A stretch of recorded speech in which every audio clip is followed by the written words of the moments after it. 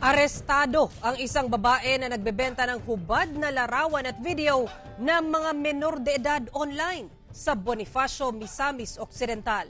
Ang detalye sa report ni Cyril Chavez ng GMA Regional TV 1 Mindanao.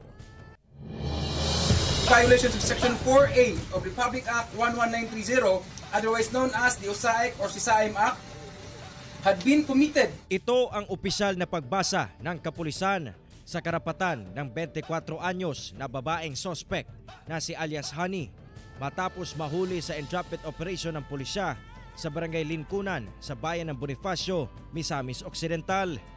Ang sospek ay bugaw daw ng mga menor de edad na babae sa lugar kung saan ibinebenta ang kanilang mga hubot-hubad na larawan at video sa mga parokyano nito online. Itong mga minor victims na ino-offer niya, yung mga kapitbahay niya, and then kamag-anak niya at saka kapatid. And then hindi lang siya photos, including yung live videos. No? Pinapa-show niya yung mga bata in exchange of money. Ilang buwan ding sinubaybayan ng otoridad ang mga iligal na gawain ng sospek online. Karamihan sa kanyang mga parokyano ay mga dayuhan at meron ding mga Pinoy.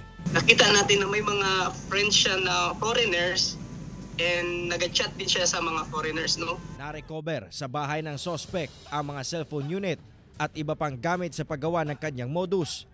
Na-rescue rin ng otoridad ang dalawang menor de edad na babae.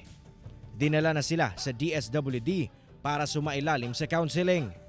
Dinala na sa piskalya ang sospek upang sampahan ng patong-patong na kasong paglabag sa RA 11930 o Anti-Online Sexual Abuse and Exploitation of Children and Anti-Child Sexual Abuse and Exploitation Materials Act. Hindi naman nagbigay ng pahayag ang sospek. Mula sa GMA Regional TV 1 Mindanao, Cyril Chavez nagbabalita para sa GMA Integrated News.